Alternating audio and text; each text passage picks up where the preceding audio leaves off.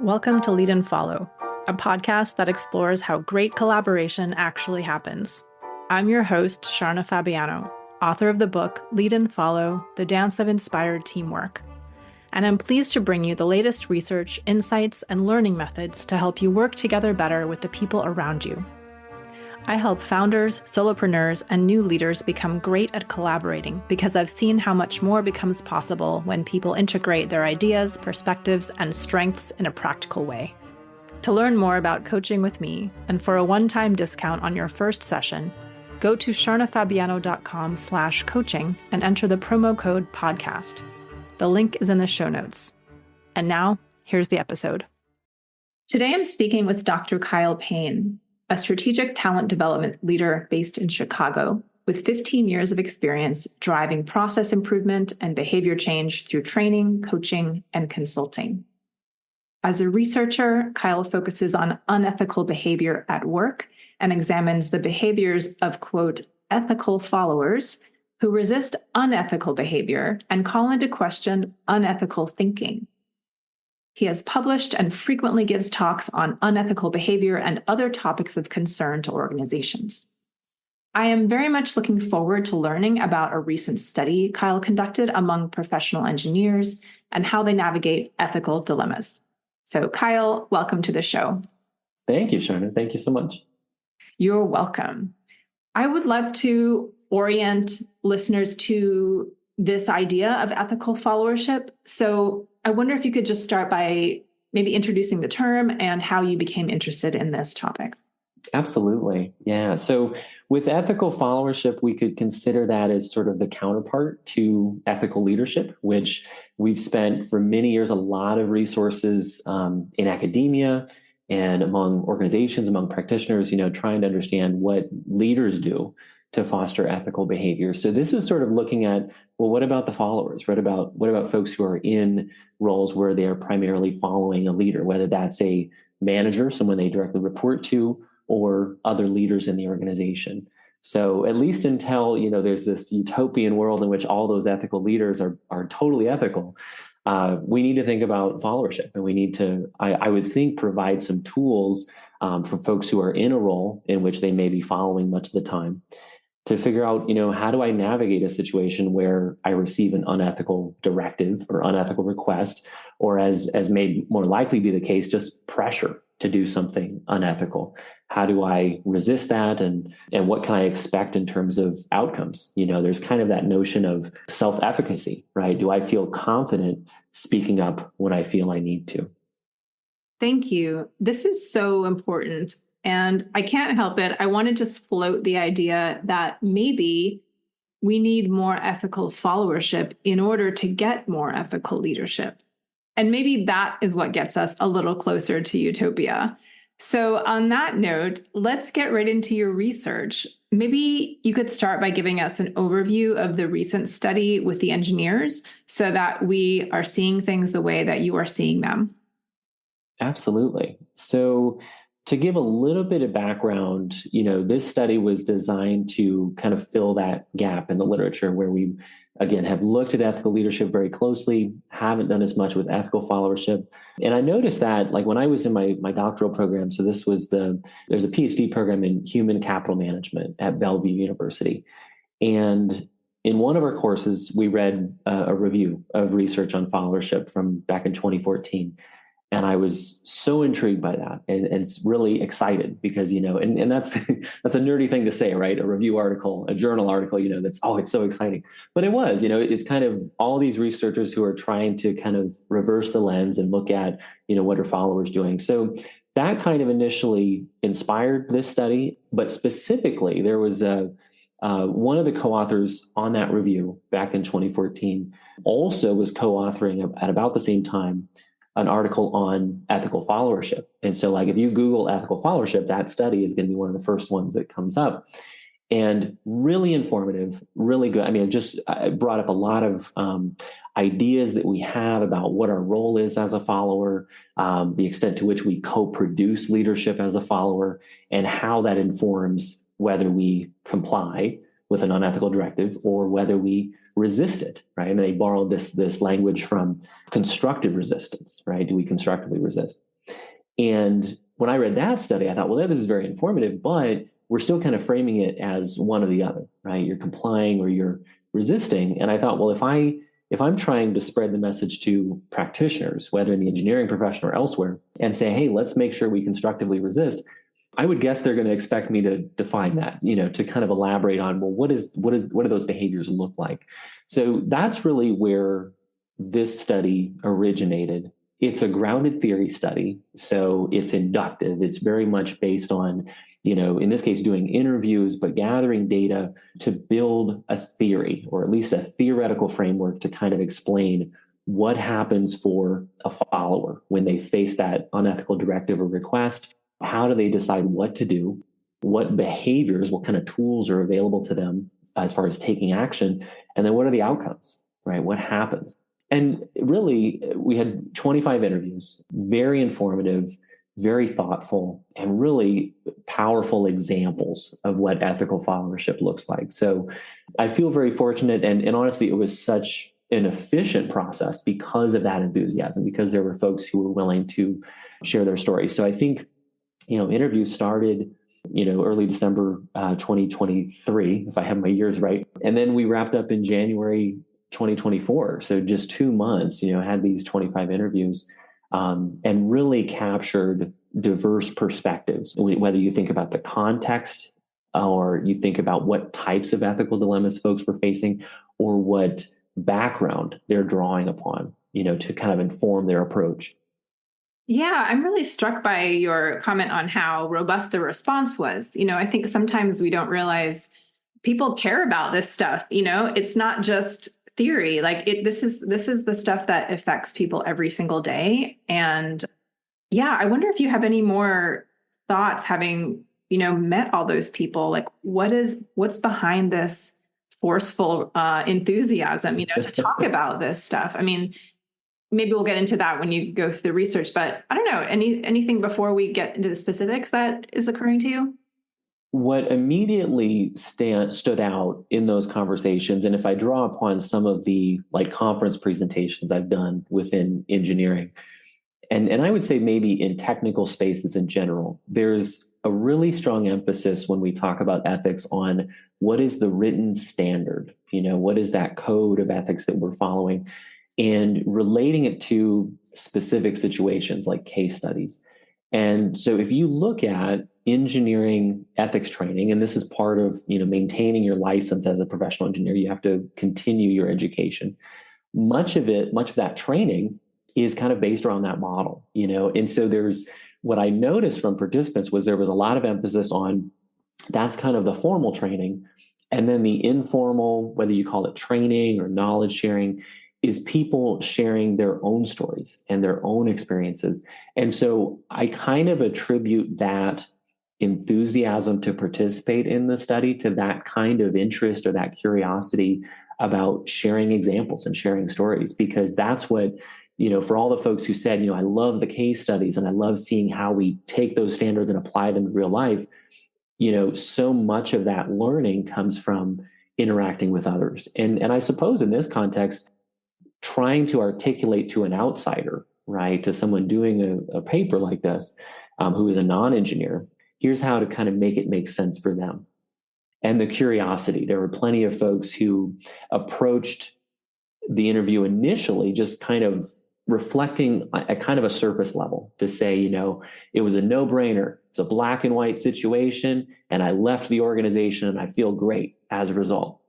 But then as we dig a little deeper, there was more that's going on there that that may not be readily accessible, unless we reflect a little deeper. So yeah, an enthusiastic group and a thoughtful group as well. I really appreciate your finding that black and white situations do exist, and also lots of gray situations exist. I imagine even contemplating that or noticing the difference, like which is which, and where do you personally draw the line, might give a person just a wider range of ways to navigate an ethical dilemma or a feeling of pressure, a wider range of possible choices. So let's hear a little bit of what came out of the study.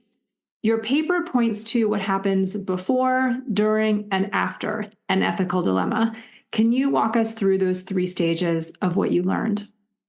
Before someone engages an ethical dilemma, there were a few concepts that came up in the interviews that I incorporated into what we call like a theoretical framework. So basically just laying out, here's what happens step by step, and here's some of the common themes. And so one of those was developing a moral identity and a professional identity. So these are folks who are navigating as members of an engineering profession, who am I as a person, and who am I as an engineer, and kind of looking at how those identities overlap, how they complement one another. What was interesting to me, because this is not new, identity development, there's a lot of theory behind that. But what was exciting for me was to see that this was really an ongoing process. There was no concrete point prior to navigating an ethical dilemma or engaging it where someone was like, yep, this is who I am, and this is what I'm about. Maybe in those black and white cases that we mentioned, but in most of those ethical dilemmas that I talked with participants about, they were kind of still developing that sense of, well, who am I? Like, what is important to me and what kind of engineer do I want to be?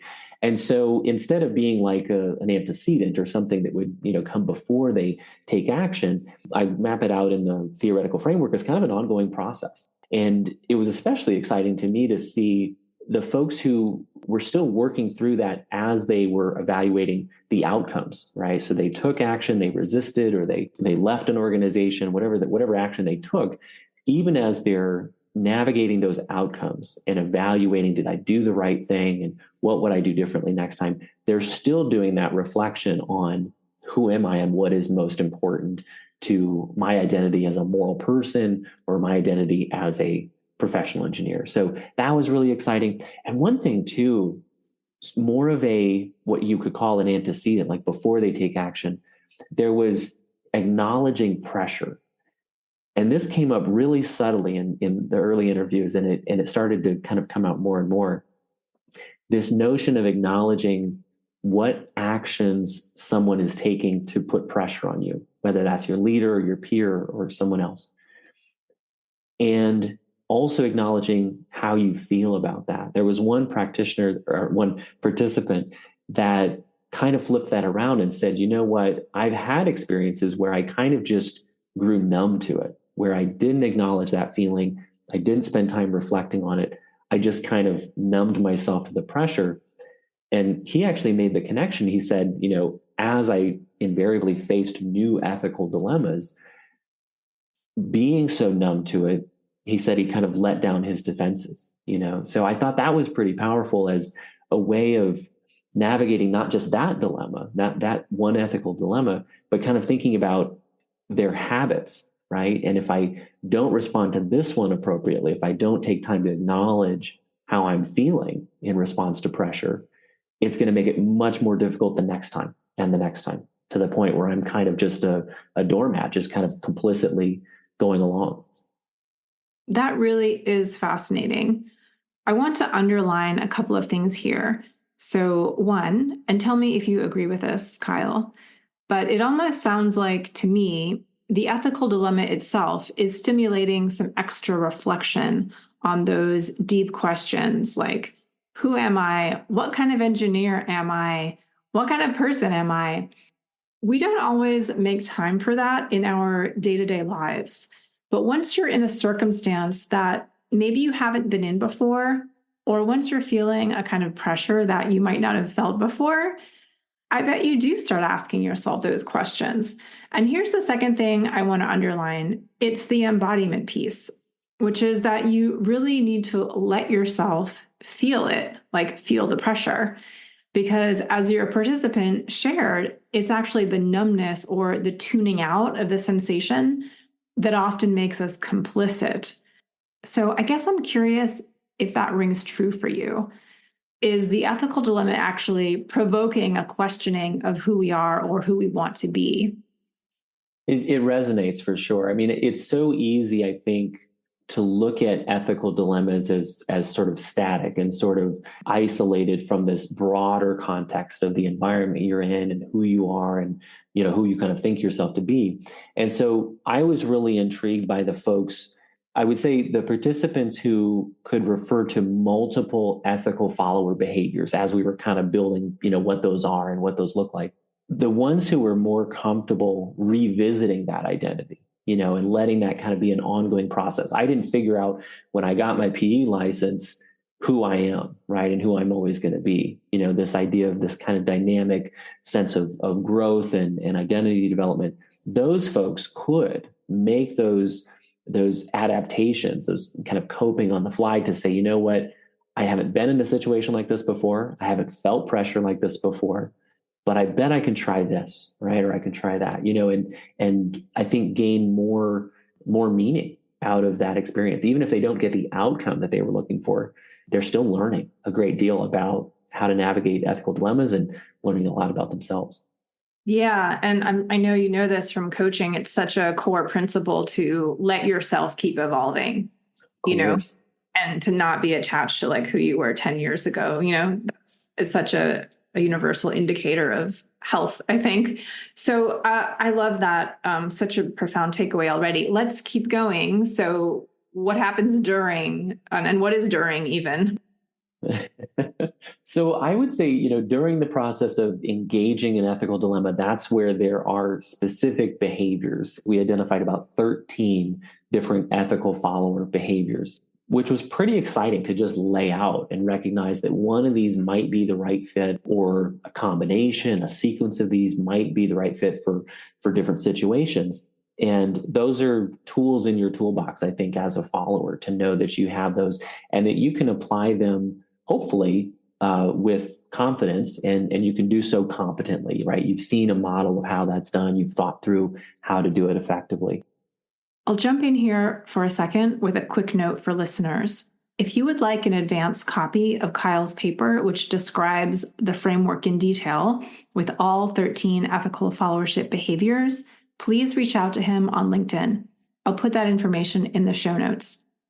A couple that stood out. One is querying, and this is not new per se. This is actually one that Ira Shalev talks about in Courageous Followership, right? Where he's got a chapter dealing with the courage to take moral action, which I associate with this concept of ethical followership. And he talks the same way about querying, about asking questions, which can be done. Asking, if you're receiving an unethical directive, asking questions to get some clarification. What came up more often in my interviews was this idea of kind of shining a light on that unethical directive or request and really bringing some accountability to that leader. And it was really fascinating. One of the participants described, this kind of culture of, he described managers within that organization as being specialists in deniability. So they can ask you to do something, but they kind of just hinted at it just the right way to maintain plausible deniability. And he was very persistent, saying, look, I want you to tell me what it is you want me to do. Put it out in the open. Let other people know about it. Put it in writing, And it was amazing to me how many times participants described the leader sort of balking at that and deciding, it's not worth it. I'm not willing to put it into words. I'm not willing to kind of shine a light on what they're really asking for. That's a great one. So practical. Around this behavior of querying, I want to mention also the work of Kasia Urbaniak, who teaches women to navigate power dynamics. And one of her techniques is actually called turning the spotlight. So very much that same idea of shining a light on what's happening or on what might be happening. And just so I don't leave listeners hanging, the technique is simply responding to a question with another question. So if you were to imagine your boss asking you to do something that's a little ambiguous, like, would you sign off on this repair? You could then respond with a question like, oh, are you asking me to sign off on this repair before the safety valves are installed? So it's just like what you're saying. It's the follower helping the leader to remain accountable. You might even see this as a form of support. So I will link her book, Unbound, in the show notes as well. Kyle, what other key behaviors stood out for you in this study? Another one that is I think new, and I'm still trying to better understand it, is connecting. So there were folks who described in detail, here's what I'm doing, or here's what I did to respond to the leader who asked me to do something unethical. But there were other folks who said, you know what, I didn't know what to do in that relationship, and maybe I didn't care. But I started working with folks in other teams and other functions wherever I could, including outside the organization, to sort of, in my view, kind of follow what we would call the invisible leader, right? So maybe I can't do anything with that established leader-follower relationship, but I can work outside of that and do some meaningful, ethical, fulfilling work as a member of a cross-functional team. It enables me to move forward. So that's kind of, I in the paper, I talk about that as connecting. There's some other, I initially kind of described that as like breaking down silos, because I had participants say, I brought clients into conversations that they weren't previously involved in as a way to kind of break down those barriers. So that was a really interesting phenomenon as well. So those two stand out, querying for sure. And then how do we connect, kind of transcend the leader-follower relationship. Connecting. Yes, one of my favorite words of all time, and such great territory for expanding follower choices. There are lots of people and ideas we can follow at any moment, way beyond the positional leader in our particular org chart. So I'll be really curious what you discover next about this kind of cross-functional or multi-directional followership. I'd also like to point listeners to a previous episode of the podcast with Alonda Salas, a leadership and followership scholar in Australia, who describes a process called boundary spanning, which is another way of thinking about building connections outside your own sphere. So what else, Kyle? So we've got before, during, and now we're at after. So what does after mean, and what happens then? Absolutely. Yeah, this was really interesting to explore. And it took a lot of probing questions, because and unfortunately, the reality for a lot of folks was they may have tried different ethical follower behaviors, but landed ultimately on, I had to leave. I had to get out of that environment.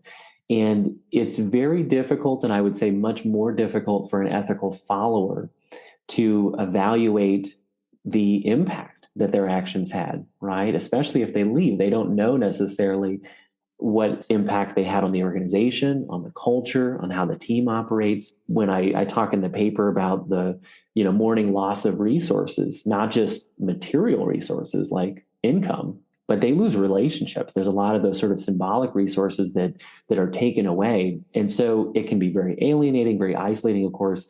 And it can be difficult, I think, for a follower to evaluate, did I do the right thing? Did I achieve the outcome that I was hoping for? What stood out to me the most, right on the surface, there was a lot of mentions of protecting the public. That's why I took the action that I did. Protecting themselves, right? So protecting that sense of being a moral person, being a good engineer, kind of maintaining that sense of self-esteem. Protecting colleagues, protecting the profession as well. There were a lot of folks that said, whatever happens with me and with my organization, I just want to make sure that we can take the value of the PE license and the significance of that and just maintain that. Like, I want that to mean something, whatever happens, to me personally. So there were a lot of those. Of course, the mourning that happens, right? Losing resources. But the outcome that really stood out to me was about regretting missed opportunities. And I can kind of speak to my, as a researcher, you're really, especially in these interviews, you're trying to open up a space and really focus on their meaning, right? And what meaning they capture from their experiences, what they're reflecting on. I'm hearing these examples of very creative and courageous actions. And yet that same participant is telling me, I wish I would have acted sooner. I wish, I recognize now there were things I could have done or tools I could have used that I didn't. And that was really powerful for me. Like, just to understand that there's this ongoing process, whether we think of it as like continuous improvement or critical reflection or whatever. What a powerful opportunity for growth, that you can look back at something that I think anybody, any of your peers, any of your colleagues, if they knew what what went down would have tremendous respect for the actions you took and would really understand and empathize with the things that you didn't do. And yet you still see that potential to grow and to maybe apply tools next time when you invariably encounter a new ethical dilemma that you didn't apply or didn't apply effectively, in this previous case. So I was really, I'll just be honest, I took some inspiration from that because I think that's so important to learning and development, is having that space to reflect and say, I'm proud of what I did, but I recognize I could do better. Yeah, it sounds like there's a lot of meaning making going on. Definitely. After an experience like this, like what is my story about this? Like what happened? How am I interpreting my own choices, my own not choices, in the case of like, oh, I could have done this or I could have done that.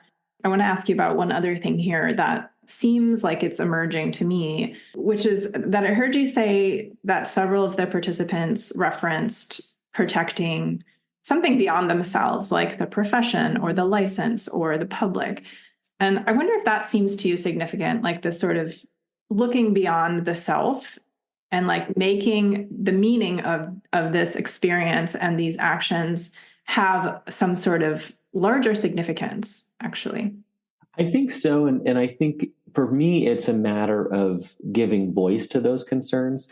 What I noticed in a lot of interviews was in terms of evaluating the reaction to ethical follower behaviors, there's this perception in organizations where if you're speaking up, if you are, rocking the boat, as they say, that it's about you, right? And I think that is kind of the intended, or that's the motivation, that's the angle, if you will, that may be perceived, right? It may be kind of the initial reaction for leaders, right? And if we don't understand the context, and if we don't understand the value of ethical followership generally, then yeah, we're going to have, I think, that cynical take and that idea that it's just, well, they're just trying to protect themselves. But certainly there's a lot more to it. And I think if ethical followers have the space and maybe the interactions that enable them to tap into that and to say, I'm uncomfortable with this, and here's why, and there's levels to that. It's not just, oh, I don't want to be the engineer who makes that decision, but it's important to the profession. It's important to the client. It's important to people who are affected by our work, who we've never met, and maybe affected years down the road. So there's a lot of complexity to it. I think the big fear among a lot of followers is this idea that it's just going to be made into a case of me advocating for my own interests, and that broader set of concerns is not recognized. Yeah, I can see how that fear is there, but also the opportunity, that if ethical followership is a thing, right, that we want to be, that part of that is perhaps learning, or maybe just perhaps thinking about how we connect with greater values, mission, people, and being comfortable speaking about our concerns in that way. This might be a good segue, Kyle, to ask you about some of the implications of these findings, particularly from an organizational development standpoint or from a talent development standpoint. Like, what would an organization, or perhaps leaders of an organization, want to think about? For organizations, there's a great opportunity for follower development, right? So if we really just take note of the way we develop leaders and develop leadership, we very much focus on, and I've been involved in and executed many of these programs, we focus on what behaviors we expect from leaders in the organization.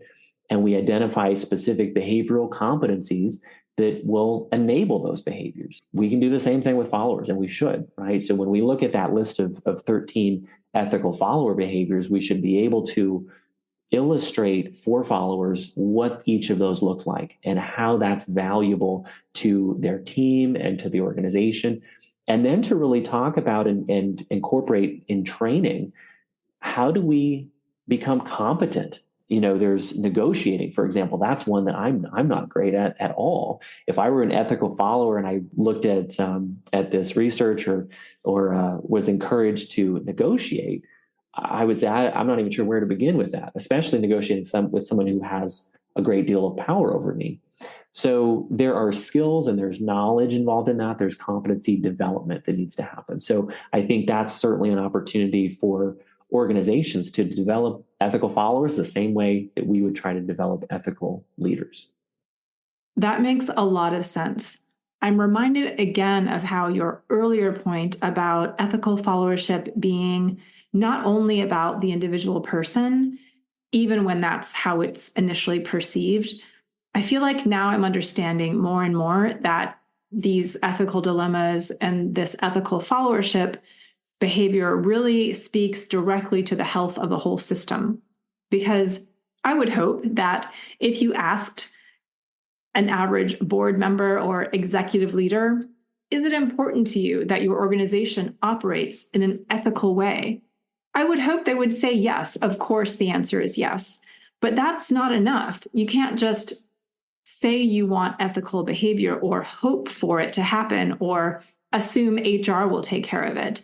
So the specificity of the actual behaviors here, I see these as a way for senior leaders to actually gain some confidence in knowing that their organization is indeed operating ethically, because they can methodically, strategically prepare and train their workforce for that desired outcome, so that the ethical habits and norms become a normal, knowable part of the fabric of the culture. And Sharna, if I can add to that, it's knowable and it is rooted in relationships, right? So if we're just focused on developing leaders to foster ethical behavior, that's just one piece of the puzzle. We've really got to focus on followers as well. Yeah, 100%, 100%.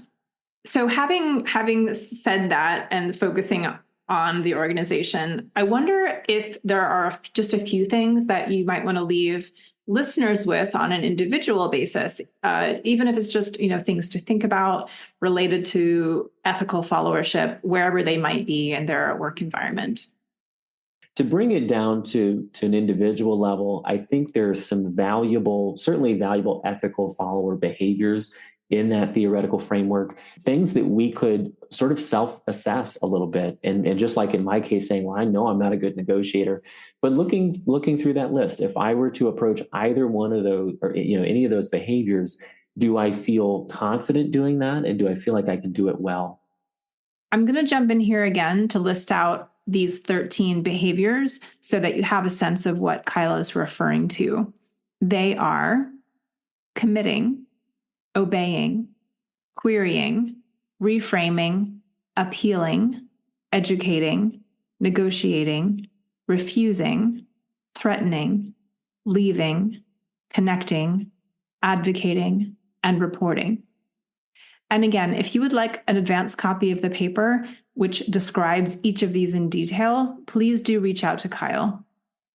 And then likewise, that category of identifying and making sense of an ethical dilemma, I talk in the paper about those black and white scenarios, identifying those for yourself, considering the gray. There's a lot of humility involved in acknowledging that I don't know the answer, right? This is a complicated situation. So that I think comes into play. And there's a couple of, frankly, I think just good, valuable tips in that category of seeking feedback and support, which was important for professional engineers in this context, would be important, I think, for anybody, to ensure that they're kind of leveraging their support system and a community around them. And then probably last but not least, I had several folks say, I got in the practice of documenting everything. And it's easy to say that. I think it's another to really develop a system that works well for you so that it's manageable. Because to say, oh yeah, document all your conversations, get everything in an email, that's difficult to do. That is heavy, it's hard work and it takes some planning to think about how you're going to do that.